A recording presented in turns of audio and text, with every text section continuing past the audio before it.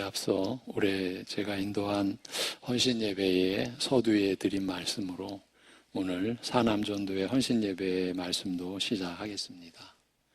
오늘 말씀을 통해서 하나님께 신실하고 또 하나님 나라를 섬기는 헌신이 무엇인지를 스스로 느끼시면서 이 섬김과 헌신의 생애를 살아가시는 길을 스스로 찾고 그 답을 얻으시기를 바랍니다.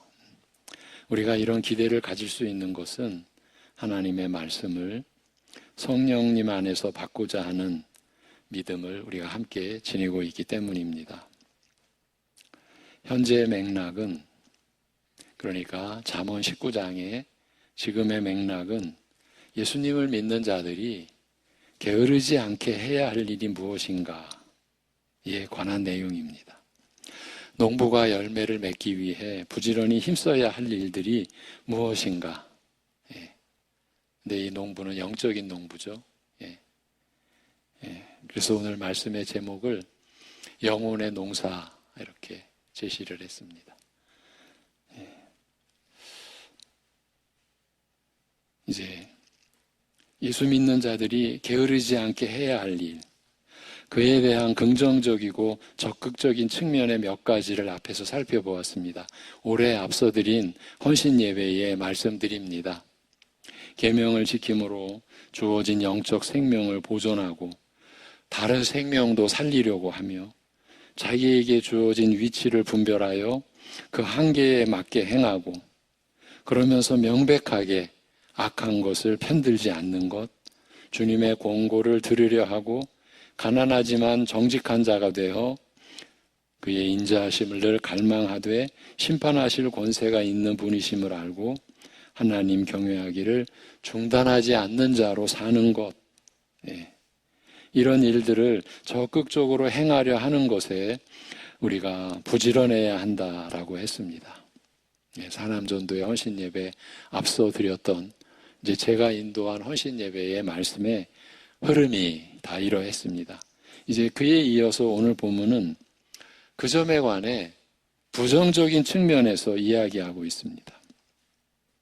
그와 같은 흐름이라는 사실은 이 본문 24절에 그 앞에 15절과 유사한 말씀이 배치되어 있다는 점에서 확인할 수가 있습니다. 15절에 보면 게으른 자에 대한 얘기가 나옵니다. 게으름이 사람으로 깊이 잠들게 하나니 태만한 사람은 줄일 것이니라. 이 15절이 지금 오늘 본문 24절에서 연결이 되고 지금 잠언 19장의 흐름이 같은 맥락의 말씀을 우리에게 하고 있다는 것을 암시해 주는 거죠. 말씀을 전하기 전에 우리 사남전도의 사남전도의 성도님들, 뜻밖에도 이제 지금까지 이렇게 막내 헌신 예배를 드린 가장 막내 세대신데 말씀이 제일 어렵습니다. 오늘 말씀이. 그러니까 지금까지 헌신 예배를 드린 우리 성도님들의 그 연배 가운데 가장 젊으신 분들이니까 어려운 말씀 힘있게 감당하시기를 바랍니다. 그 기도하시는 집사님이 기도 초두에 이런 이제 고백을 하셨죠. 자식 키우느라 또 사회에 자리 잡느라 그렇게 사실 열심히 사는 건데 그렇게 열심히 살면서 주님의 일에 어쩌면은 좀 멀리 있고 소홀히 할 수 있었던 그런 고백을 드렸죠. 연관이 될 듯 싶습니다. 영혼의 농사, 영혼의 농사에 게을러서는 안 되겠다. 이렇게 출발해도 사실 오늘 말씀의 그 은혜에 우리가 충분히 접근하고 있다. 그렇게도 말씀을 드릴 수 있습니다. 근데 내용으로 들어가면 사실은 간단치 않습니다. 전개하겠습니다. 게으른 자는 자기의 손을 그릇에 놓고서도 입으로 올리기를 괴로워하느니라. 참 잠언의 이 말씀은 뭐라고 말할까요? 게으름을 나타내는데도 이렇게 표현하고 있어요. 자기의 손을 그릇에 놓고서도 입으로 지금 올리기를 어떻게 한다고요? 괴로워하고 있어요. 게으름의 극치를 이야기하고 있습니다. 실제로 배고픈데 이렇게 하는 사람은 없을 것입니다. 음식을 집는 순간 손이 번개같이 입으로 향할 것입니다. 지금 굶주리고 있으니까요. 배고프니까요. 이 구절은 단순히 게으르다는 사실만 비유하고 있지 않습니다. 먹을 수 있는 준비가 다 되어 있는데도 손을 입으로 가져가지 않아서 굶게 되는 것과 같이 안타깝고 어리석은 일이 영적 측면에서 일어남을 알려줍니다. 그래서 굶으면 그 결과는 어떻게 됩니까? 죽음에 이르는 거죠. 사실은 무서운 암시입니다. 예. 구원 얻을 모든 조건이 다 마련되어 있는 것 같으면서도 결과적으로 아무것도 얻지 못하는 안타까운 결말을 맞이하는 사람이 있다는 그 뜻이에요. 손을 입에다 올리기만 하면 될 듯한 환경에서도 뭔가를 하지 않아 참된 구원에 이르지 못하는 안타깝고 미련한 모습들이 있습니다. 사실 잠언의 지혜는 인생을 윤택하게 하는 지혜, 그런 차원이 아닙니다. 하나님에 이르느냐, 하나님 나라에 이르지 못하느냐, 사실은 육신의 어떠한 생애의 윤택함이냐, 그렇지 못하느냐의 그런 관점에서의 지혜가 아니라 영원한 관점에서 영원히 사느냐, 죽느냐, 사실은 이런 관점에서의 지혜라고 하는 것을, 그래서 이 잠언의 지혜를 큰 관점에서 보면 이제 신약의 관점에서 우리가 보시자고요. 우리의 지혜 되신 분이 누구시죠? 예수 그리스도. 이렇게 연결이 되는 거예요. 네. 자, 이제 그 점에 관해, 그러니까 손을 입에다 올리기만 하면 될 듯한 환경에서도 뭔가를 하지 않아 참된 구원에 이르지 못하는 안타깝고 미련한 모습들이 있다는 겁니다. 그 점에 관해 먼저 이어지는 25절에서 거만한 자를 때리라. 그리하면 어리석은 자도 지혜를 얻으리라. 명철한 자를 견책하라. 그리하면 그가 지식을 얻으리라고 말씀을 합니다. 이 때리라는 명령형으로 번역된 말은 원문에서 서술형입니다. 때릴 것이다. 거만한 자를 때려라가 아니고 때리면 미련한 자가 신중하게 되리라는 말씀입니다. 지혜를 얻으리라는 말은 이전 번역에는 경성하리라고 되어 있는데 신중하다, 조심하다라는 뜻입니다. 21장에서 거의 같은 말을 이렇게 번역하고 있는 것과 같습니다. 거만한 자가 벌을 받으면 어리석은 자도 지혜를 얻겠고, 경성하겠고, 또 지혜로운 자가 교훈을 받으면 지식이 더하리라. 이 구절은, 이 25절은 단순히 거만한 자를 때리고 벌하면 다른 사람이 교훈 얻는다는 그런 의미가 아닙니다. 원래 거만한 자는 책망해도 소용없다고 앞에서 이미 말씀했습니다. 잠언 9장 8절에 거만한 자를 책망하지 말라. 그가 너를 미워할까 두려우니라고 함으로써 거만한 자는 매질을 해도 개선의 여지가 없고 오히려 그를 책망하는 자가 능욕당하며 흠잡히고 미워함을 당할 것이기에 그들을 책망하거나 징계하지 말라고 권고한 바 있습니다. 좋은 것을 주어도 받지 않는 사람이 있음을 아는 것이 지혜라는 의미였어요. 아무리 좋은 것을 줘도 받지 않는 사람이 있다는 것을 아는 것이 지혜다. 그런 의미였습니다. 그런데 오늘 본문에서 이제 9장에서 이어진 29장 본문에서는 거만한 자를 때리면 어리석은 자가 신중하게 된다라고 하였습니다. 이는 제일 잘하는 사람도 기준에 못 미친다는 사실을 밝히면 그보다 못한 자들은 더 말할 필요도 없다. 그 점을 나타내고 있는 겁니다. 이 거만하다는 것은 뭔가 남들보다 많이 가졌음을 스스로 자부할 때 나타나는 악한 성품입니다. 육신적이든 영적인 것이든 뭔가 남들보다 많이 가졌음을 스스로 인식하고 그것을 자부할 때 나타나는 악한 성품인 거예요. 그게 거만, 교만, 자고함. 예. 그런 사람을 때리거나 벌을 내려야 한다면 다른 사람은 더 말할 필요가 없다는 거예요. 남들보다 뛰어남을 알고 거만해진 자가 벌을 받고 명철하다고 이름난 자가 책망받아야 한다면 다른 사람은 얼마나 더 그래야 하겠습니까? 이런 내용인 거예요. 그러므로 이 구절은 이제 우리의 신약적인 이제 배경을 가지고 이해를 더 풍성하게 가져가는 겁니다. 그러므로 이 구절은 남들보다 뛰어나 보이는 종교적 지위나 의와 경건과 지식을 가졌다는 사실에 의지하는 자는, 그러니까 남들보다 뛰어난 영적인 뭔가를 가졌다는 그 사실에 의지하는 자는 마치 그릇에 손을 넣고도 들어올리지 않아 배부름을 얻지 못하는 어리석고 안타까운 자와 같다는 뜻이에요. 지금 이 게으름의 극치를 달리는 자가 바로 거만한 자로 연결이 되어지고 있는 거예요.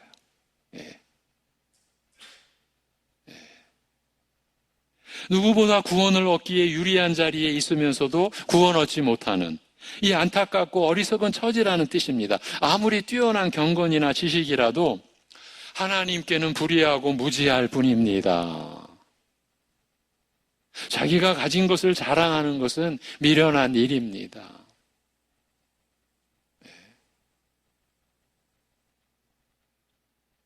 사람이 복음을 받는 일은 하나님의 도우심이 없으면 불가능하다는 사실을 아는 것이 지혜라는 것이에요.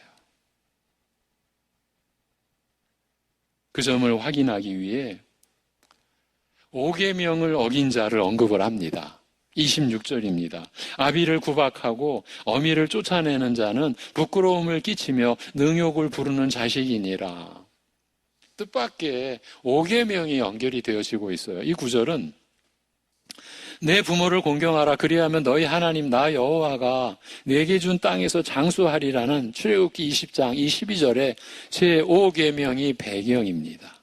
하나님의 백성은 계명에 순종해야 합니다. 그렇지 않을 땐 무거운 심판을 당하게 되어 있습니다. 신명기 21장에는 계명을 어겼을 때 어떻게 해야 하는지를 밝혀주고 있습니다. 들어보십시오. 사람에게 완악하고 패역한 아들이 있어 그의 아버지의 말이나 그 어머니의 말을 순종하지 아니하고 부모가 징계하여도 순종하지 아니하거든 그의 부모가 그를 끌고 아들을 끌고 성문에 이르러 그 성읍 장로들에게 나아가서 그 성읍 장로들에게 말하기를 우리의 이 자식은 완악하고 패역하여 우리 말을 듣지 아니하고 방탕하며 술에 잠긴 자라 하면 그 성읍의 모든 사람들이 그를 돌로 쳐 죽일지니 이같이 내가 너희 중에서 악을 제하라 그리하면 온 이스라엘이 듣고 두려워하리라. 여러분 이것이 율법의 엄중함입니다. 부모를 공경하라는 계명을 지키지 않는 자는 심판에 처한다는 엄중한 말씀입니다. 이 같은 내용이 오늘 본문과 일치합니다. 그 본문은 5계명에 불순종한 자를 가리킵니다. 이 구절이 25절에 이어져 나옴으로써 누구보다 구원을 얻기에 유리한 자리에 있으면서도 계명을 불순종함으로 구원 얻지 못하는 사람을 나타내고 있습니다. 계명을 온전히 순종한 자만이 구원을 얻을 수 있기 때문입니다. 원칙상. 아무리 지식이나 환경 또 경건한 삶에서 누구보다 뛰어나다라고 해도 그 자체로 구원 얻을 수는 없습니다. 부족하고 불완전한 의이기 때문입니다. 그런 점에서 이 구절은 예수님께서 부자 청년에게 하신 말씀과 일맥상통합니다. 마태복음 19장 16절 이하에 부자 청년이 유명한 내용이죠. 그래서 부자 청년하면 관련된 내용이 줄줄이 연결이 되죠.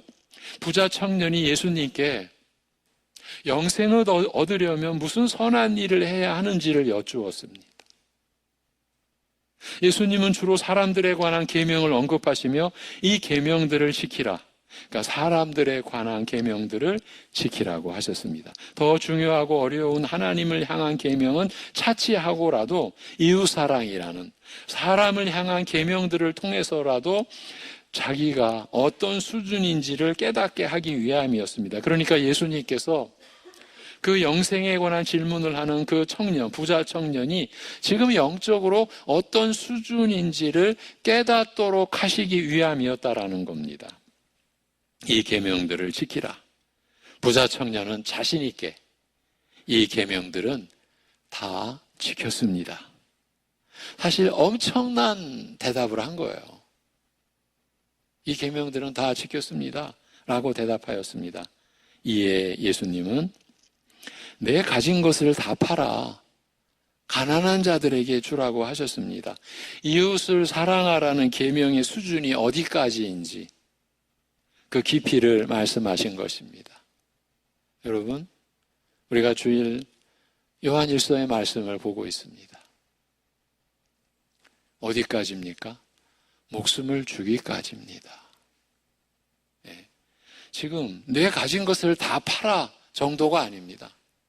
목숨을 주기까지입니다. 이웃사랑의 계명의 수준이 어디까지인지 그 깊이를 말씀하신 것입니다. 부자 청년은 그 말씀을 듣고 근심하며 돌아갔습니다. 그동안 열심히 계명을 지켜왔다고 자부했지만 그 수준까지는 아니었고 또 앞으로도 지킬 자신이 없었기 때문입니다. 이 부자 청년은 누구보다 더 열심히 계명을 순종했던 사람이었습니다. 뒤에 제자들이 그러면 누가 구원을 얻겠습니까? 라고 반문하는 점에서 그 점을 우리가 충분히 느낄 수가 있습니다.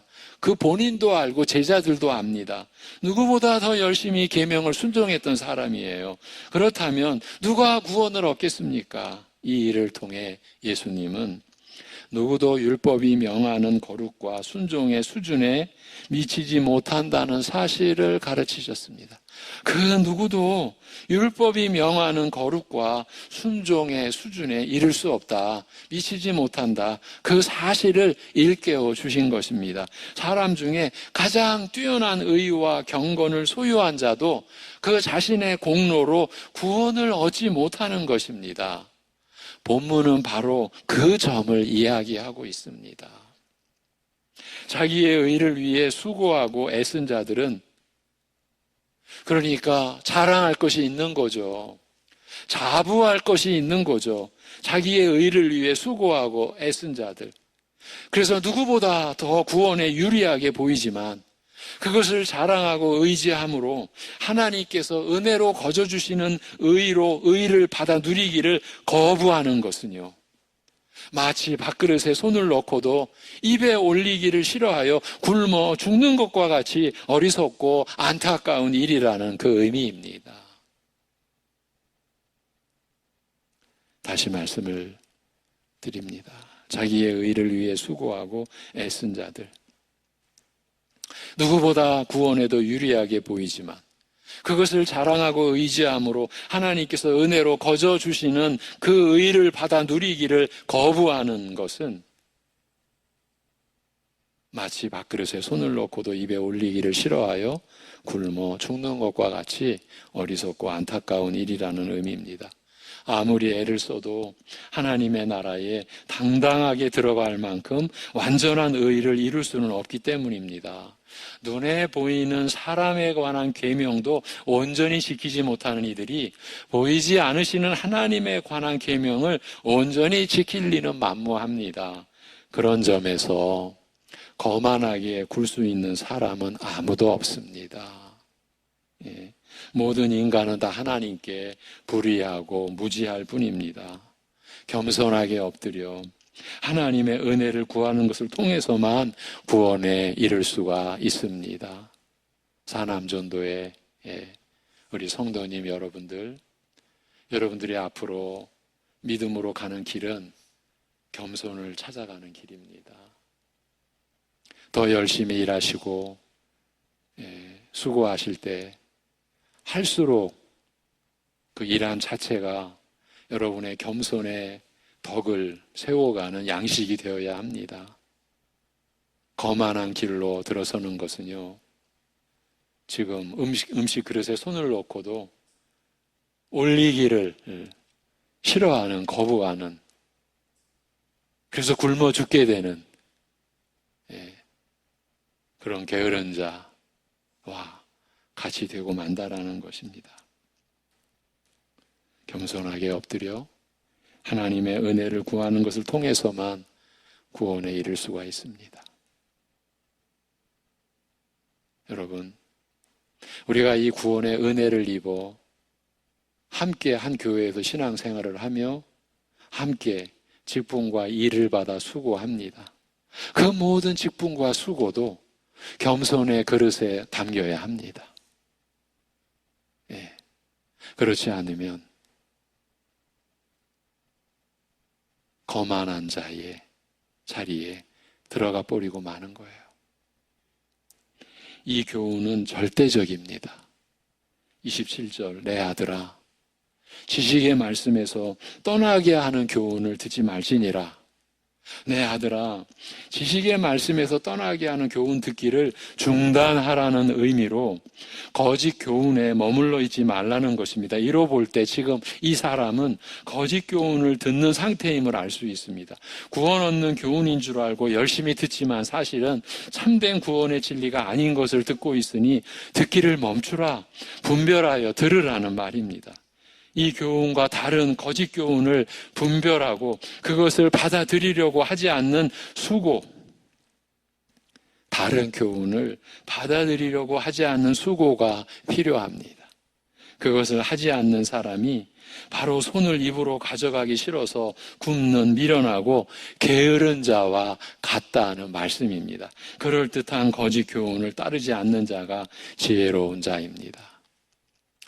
제가 그냥 상식적으로 생각할 때 우리 사남전도의 위의 세대 우리 성도님들보다 여러분들이 많이 유리한 어떤 뭐가 있습니다. 그러니까 이제 인터넷, SNS라고 합니까? 저는 이제 잘 안 하니까 용어조차도 잘 모릅니다. 우리 젊은 세대 성도님들은 다른 교훈에 접할 수 있는 기회가 그만큼 많습니다. 여러분, 제가 무슨 의미를 지금 염두에 두고 이런 말을 하는지 아실 겁니다. 손쉽게 이것이 성경이다, 이것이 하나님 말씀이다 그러면서 다른 교훈을 제시하고 가르치는 그런 영상, 그런 자료, 그런 화면을 여기 계신 어르신들보다는 여러분은 훨씬 더 쉽게 접근할 수 있는 방식을 압니다. 그러기에 여러분에게 경계하시라고 권면을 합니다. 성령님을 의지하시고 하나님의 말씀, 특히 하나님의 말씀과 관련된 자료들은 성령님을 의지하시는 그 믿음의 마음을 가지고 접하셔야만 합니다. 그래서 분별케 해주시기를 구해야만 합니다. 어떤 경우에는 목회자들도 분별하기가 어렵습니다. 한참 가야 그 한참이라는 것이 또 한계가 없습니다. 저는 어떤 경우에 1년 동안 한 분의 설교를 1년 동안 한 주에 한 편씩 들었습니다. 근데 1년 뒤에서 1년 지나서 어느 한순간, 물론 그것도 하나님의 은혜죠, 소스라치는 소름, 아, 내가 속고 있었구나. 이게 저의 경험이에요. 거의 1년입니다. 한 주에 한 편씩, 그건 1시간 가까이 되는 설교를 들었습니다. 처음에 분별이 안 됐습니다. 근데 나중에 1년쯤 가서 정말 소름 끼치는 경험이었습니다. 또 속았구나. 또 속았다라는 얘기는 무슨 의미입니까? 그 전에도 그런 일이 있었다. 아, 또 속았구나. 다른 이 지식의 말씀에서 떠나게 하는 교훈, 다른 교훈입니다. 듣지 말라. 이렇게 말씀합니다.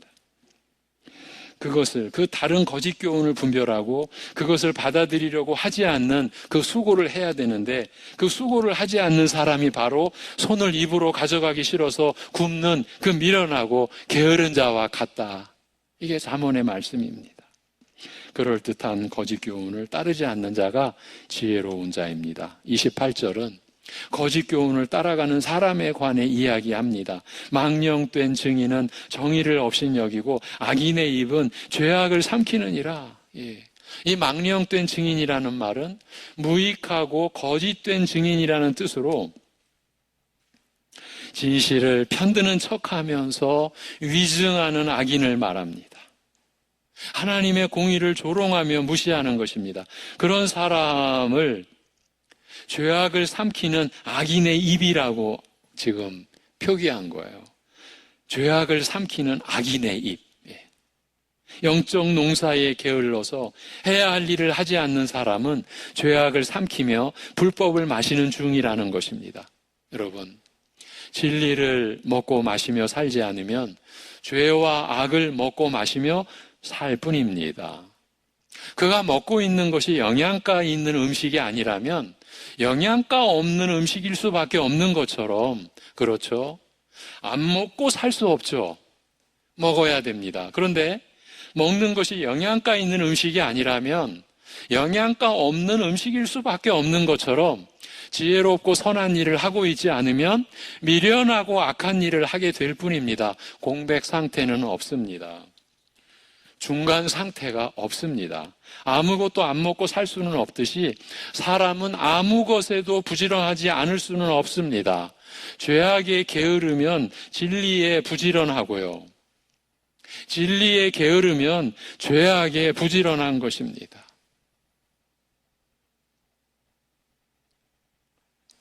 오늘날 참 우리를 아프게 하는 여러 가지 뉴스 중에 여러 가지 이 사회의 형평 가운데 하나, 많은 젊은이들이 칩거하여 살아갑니다. 몇십만 명이다. 그런 통계까지 나옵니다. 여러분, 그 본인의 그 아픔은 차치하고 그 부모, 그 가족의 아픔은 말로 다 할 수가 없습니다. 그런데 여러분, 죄송합니다. 제가 그 청년들을 어찌 제가 다 알겠습니까? 그러나 한 가지는 짐작할 수 있습니다. 아무것도 하지 않는 게 아니에요. 혼자 산다고, 혼자 있겠다고 하더라도 그는 역시 그 안에서, 그 혼자의 울타리 안에서 뭔가를 하고 있는 거예요. 아무것도 안 먹고 살 수는 없듯이 사람은 아무 것에도 부지런하지 않을 수가 없어요. 죄악에 게으르면 진리에 부지런하고 진리에 게으르면 죄악에 부지런한 것이에요. 이것이 게을러서 해야 할 일을 하지 않는 자들에게서 일어나는 일들입니다. 지난 본문을 포함하여 지금까지 말한 일들을 미루며 따르지 않는 자들은 아무리 구원받기에 유리한 조건을 갖고 있어도 실은 공의를 업신여기는 망령된 증인이고 죄악을 삼키는 악인의 입일 뿐입니다. 그처럼 진리에 대해 게으른 자들에게는 최종 심판만 기다리고 있습니다. 본문 29절 마지막 절입니다. 심판은 거만한 자를 위하여 예비된 것이요. 이렇게 연결이 됩니다. 게으른 자를 제시하고 바로 거만한 자를 제시를 합니다. 이게 영적으로가 아니면 연결이 잘 안 됩니다. 어떻게 게으른 자와 거만한 자가 연결이 되는가? 우리가 오늘 그 어려운 시도를 한 것이죠. 심판은 그 게으른 자, 그 거만한 자를 위하여 예비된 것이요, 채찍은 어리석은 자의 등을 위하여 예비된 것이니라. 참 진리와 온전한 의에 대해 게으른 자는 심판의 고통이 뒤따릅니다. 농부가 봄과 여름 내내 농사일은 뒷전이고 술 마시고 도박하는 일에 열심을 냈으면 가을에 양식을 거두지 못한 채 빚만 지고 가정이 파탄나는 결과를 얻는 것과 마찬가지입니다. 자기가 부지런히 했던 일에서 결과물을 거두게 되어 있습니다. 갈라디아서 6장에서 이렇게 말씀하신 것과 같습니다. 준비가 되어 있습니다. 갈라디아서 6장 7절에서 10절 같이 보십니다. 시작. 스스로 속이지 말라. 하나님은 업신여김을 받지 아니하시나니 사람이 무엇으로 심든지 그대로 거두리라. 자기의 육체를 위하여 심는 자는 육체로부터 썩어질 것을 거두고 성령을 위하여 심는 자는 성령으로부터 영생을 거두리라. 우리가 선을 행하되 낙심하지 말지니 포기하지 아니하면 때가 이름에 거두리라. 그러므로 우리는 기회 있는 대로 모든 이에게 착한 일을 하되 더욱 믿음의 가정들에게 할지니라. 아멘. 여러분, 이 구절이 스스로 속이지 말라라는 엄중한 책망으로 시작을 합니다. 그러면서 하나님은 업신여김을 받지 아니하신다. 그러면서 사람이 무엇으로 심든지 그대로 거두리라. 자기가 부지런히 했던 일에서 결과물을 거두게 되어 있습니다. 다른 결과물을 우리가 기대한다라는 것은 스스로 속이고 있는, 하나님을 업신여기고 있는 그런 형편이라는 것입니다. 평상시에 무엇을 열심히 하는가? 제일 큰 목표가 무엇이고 가장 중요하게 여겨 부지런히 행하는 것이 무엇인가를 보면 그가 거둘 열매가 무엇인지 알 수 있습니다. 이 세상에서는 주님의 계명을 지키는 일에 게으른 자도요, 끝까지 즐겁게 잘 살 수 있습니다. 여러분, 우리가 지금 금요 기도회에서 그런 내용을 나누고 있어요. 그 고난 중에 하나님 앞에 오랫동안 기도했는데 응답이 주어졌어요. 근데 그 응답이 환경을 바꾸는 게 아니라 그 고난에 찬 그 형편에서 뭔가 새로운 변화가 일어나는 게 아니라 언약, 말씀을 받은 거예요. 이게 시편 89편을 정점으로 해서 그 앞에서부터 뒤에까지 이어지는 거대한 시편의 한 그 문맥이에요. 그럴 경우 변하지 않는 고통스러운 고난의 그 환경을 어떻게 믿음으로 극복해낼 수 있느냐, 그에 관한 말씀이 전개가 됩니다. 지금 94편까지 금요 기도회에서 보고 있습니다. 거기 보면은 죄를 짓는데 너무 일이 잘 되는 거예요. 이게 다 하나님의 말씀의 시편의 말씀이에요. 자기는 하나를 벌고자 했는데 열이 벌어지는 거예요. 악을 행하는데. 그리고 아무런 자기를 위협하는 일들도 일어나지 않아요. 그런데 하나님의 말씀을 붙잡고 언약을 붙들고 사는데 계속 고난의 연속이에요. 여러분, 어떻게 믿음으로 살 수가 있겠습니까? 시편 94편에 와서는 낙심하지 말라. 악을 행하는 자들, 오늘날로 치자면 블랙박스처럼 하늘 재판정의 영상에 그들의 죄악이 낱낱이 지금 보존되어 있다. 메시아이신 예수 그리스도께서 그들의 죄악을 가지고 하나님 앞에 처벌을 지금 요구하고 계시다. 그때를 기억하고 오늘 받은 언약의 말씀, 사실 그 구약의 입장에서 언약의 말씀은 예수 그리스도에 대한 약속이라고 할 수가 있어요. 그 약속의 말씀을 붙들고 믿음의 길을 떠나지 말라, 벗어나지 말라. 여러분, 이것이 믿음으로 가는 길의 현실입니다. 이 세상에서는 주님의 계명을 지키는 일에 게으른 자도 끝까지 즐겁게 잘 살 수 있습니다. 그러나 추수 때가 되면, 주님께서 작정하신 심판 날이 되면 그는 오직 죽음의 고통 외에 전혀 거둘 것이 없을 것입니다. 시편 94편이 그 이야기를 시작을 합니다. 안타깝게도 오늘날 많은 사람이 여전히 거만하며 악을 행하는 우매자의 길을 걷고 있습니다. 신앙인이라 불리는 자들도 예외는 아닙니다. 사회를 혼탁해하며 어지럽게 하는 사람 중 많은 이들이 성도로 자처하는 교인이라는 점이 그 사실을 나타냅니다. 교회나 교인의 이름으로 저질러지는 심각한 범죄의 사례들은 이미 심심치 않게 언론의 도마 위에 오르내리고 있습니다. 의와 거룩과 진리에 대해 한없이 게으르다라는 증거입니다. 영생할 수 있는 모든 것이 다 갖춰져 있음에도 불구하고 많은 사람이 그릇에 손을 넣고도 입으로 가져가기 싫어하는 한없이 게으른 자와 같아서 마지막 추수 때에 거둘 것이 하나도 없이 죽음의 고통만을 거두게 되는 그런 망령된 증인이 많은 시대입니다. 예. 그러므로 실패하는 인생이 되기를 원치 않는다면 깨어서 범죄의 유혹을 멀리하고 언제든 자기를 높이고 죄를 가벼이 여기는 거만함과 완악함을 경계하고 계명을 지키려는, 말씀을 따르려는 수고에 게으른 그 본성을 떨쳐버려야 합니다. 그러면서도 자기 노력으로 계명을 온전히 지킬 수 있다거나 혹은 지켰다는 생각을 또 제거해 가야 합니다. 그 일에 게으르지 않아야 합니다. 여러분, 여기 믿음의 선배들을 여러분 생각해 바라보십시오. 그분들이 증언하는 바가 있어요. 우리 사남전도의 우리 성도님들보다 앞선 신앙의 길을 갔던 우리 성도님들, 목회자도 포함돼서 이 거만의 길이라는 건요, 순식간에 다가와요. 순식간에 자기를 집어삼켜버려요.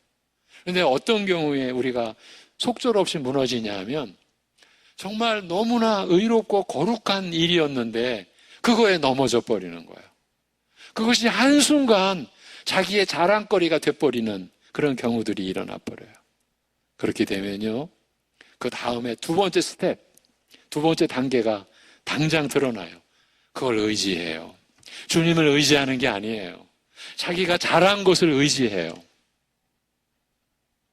기도 열심히 하는 성도님들이 반드시 피해야 할, 극복해 가야 할 시험이 있는데 기도를 열심히 하는 그분들이 기도를 받으시는 주님을 의지하는 게 아니라 열심히 기도하는 자기를 어느 순간 의지하고 있는 것을 발견하게 돼요. 사실은요, 그 발견하게 된 것도 하나님의 은혜예요.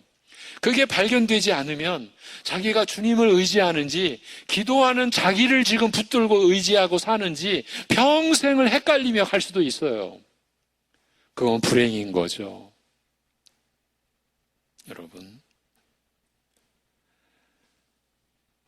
농부가 자기 집을 파멸로 이끄는 도박장과 주점 같은 것을 피하고 자기 본연의 일에 부지런해야 하는 것처럼 우리 믿는 사람들도 거짓 교훈을 듣는 자리를 피해 나와 진리의 말씀, 하나님의 말씀만 받기 위해 부지런한 영적인 농부가 되어야 합니다. 이런 일에 극히 게으른 자들을 위해 심판이 예비되어 있기 때문입니다.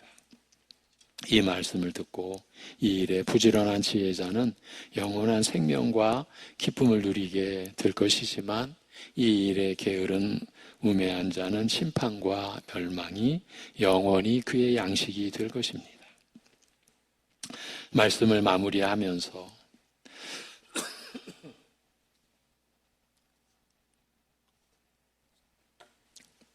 사남전도회 우리 성도 여러분, 영혼의 농사를 짓기 위해 부지런히 수고하시기를 바랍니다. 우리 믿음의 선진들의 기록을 보면은요, 목회자가 아니에요. 일반 신자예요. 더 바빠요. 더 상황이 어려워요. 그러면요, 더 많이 기도해요. 그런 기록들이 있어요. 몇 세대를 지난 기록이에요. 몇백 년이 지난 기록. 그런 기록 가운데서도 그런 너무나 신실한 신자의 고백에 내가 더 바빠서 더 많이 기도할 수밖에 없었다. 더 바쁜 일을 감당해야 되는데 그래서 더 기도할 수밖에 없었다. 너무나 사실은 어려운 영적인 훈련이에요. 여러분, 제가 오늘 특히 내가 1부 예배, 2부 예배 어느 때인지 모르겠지만은 우리가 더 기도하는 것도요, 목표가 자기를 위해 더 기도하는 게 아니에요. 더 우리 요한일서의 주제처럼 서로 사랑하기 위해, 형제 사랑을 위해 더 기도하는 신자, 우리 사남전도의 여러분이 그러한 신자로 성장해 가기를 주님의 이름으로 축원합니다. 예, 자기를 위해 열심히 기도하는 그 차원을 넘어서서 내가 더 섬기고 더 사랑하기 위해, 내가 가족을 주님의 사랑으로 사랑하기 위해, 내가 함께하는 일하는 사람들, 또 함께 하나님을 섬기는 교회 안에 교우들을 더 섬기기 위하여 더 열심히 기도하는 사람들, 영혼의 농사를 짓는 사람들인 줄로 여겨집니다. 여러분, 시간을 많이 바치라는 말이 아니에요. 사실은 제가 오늘 더 바쁠 때 더 많이 기도하라, 이런 한 그 믿음의 선진의 예를 들었지만 단순하게 시간을 많이 바치라 그 말 하는 게 아니에요. 무슨 일을 하든지 그 삶의 궁극적인 목적이 하나님의 영광이며 그 방편은 하나님 말씀을 순종하는 것이어야 합니다. 그러면서도 겸손히 하나님께서 주시는 의를 받아야만 온전해진다는 사실을 붙잡아야 합니다. 그 일에 게으르지 않아야 합니다. 예수 믿을 때 그와 같은 점을 주의하라는 뜻에서 이 말씀을 교회에 주셨습니다. 기도하겠습니다. 하나님 아버지, 오늘 영혼의 농사꾼들, 영적 농사를 짓는 영적 농부들 된 우리 사남전도의 우리 성도님들과 함께, 또 여기 선배 어르신 성도님들과 함께 잠언의 말씀을 통해 우리가 거만한 자 되어 게으른 자로 진리의 말씀을 떠나서 다른 교훈을 붙들고 결국은 부모 공경의 계명까지도 우리 나름대로 해석해버리고 불의하게 살아가는 그 타락의 길, 그 죄악의 길을 경계하고 우리가 열심히 가야 할 길을 살필 수 있게 해주셔서 감사합니다. 사랑하는 우리 사남전도의 지금 그 때가, 그 시대가, 그 세대가 이제 청년기를 지나서 장년기로 본격적으로 들어가는 여러 상황에서 불완전하고 장래가 불투명하고 그런 여러 가지 현실적인 바탕에 있기 때문에 더욱 주님을 의지하는 믿음에서 승리하는 신앙인 되게 하여 주시옵소서. 그 모든 일을 정돈되지 않는 불안한 일, 가닥이 잡히지 않는 어떤 상황에서도 하나님의 영광을 분명히 바라보며 내가 지금 섬기고자 하는, 이루고자 하는 모든 일의 목적이 하나님의 영광에 있음을, 그래서 하나님의 말씀을 따라서 이 모든 일을 수행해 가야 하는 영혼의 농부된 자신을 잊지 않고서 그리하여 하나님의 말씀으로 가정을 이루고 하나님의 말씀으로 일터에서도 자신의 위치와 자리를 잡아가는 일에서, 또 교회에서 섬기는 일에서도 하나님의 말씀의 인도하심을 따라서 섬기는 일에 우리 사남전도의 우리 모든 성도님들이 기초를 잘 잡는 그러한 참 너무나 복된 그러한 시대를 살아갈 수 있는 우리 사남전도회 되게 은혜 베풀어 주시옵소서. 오늘 함께한 우리 이 위에 선배님들, 어르신들이 이들을 위해 같이 기도하고 함께 위로하고 또 격려하면서, 그래서 우리 송내중앙교회가 참으로 위로나 아래로나 한 마음, 참으로 한 뜻을 가지고 서로 섬기고 위로하고, 그래서 강건하게 견고하게 진리에 서가는 주님의 몸된 교회 되게 하여 주시옵시고, 그 몸된 교회를 지탱해가는 우리 성도님들의 가정, 우리 사남전도회 가정도 믿음 위에 진리 위에 사랑으로 견실하게 세워져가는 은혜 허락하여 주시옵소서. 아버지 하나님, 자신들이 영혼의 농사꾼이라는, 영혼의 농부라고 하는 그 점에서 착각하지 않고 분명한 정의를 가지고 중심을 가지고 그래서 믿음으로 주님을 바라보며 나아가는 우리 사랑하는 성도 사남전도회 회원들 되게 인도하여 주시옵소서. 감사하오며 우리 주 예수 그리스도의 이름으로 기도하옵나이다. 아멘.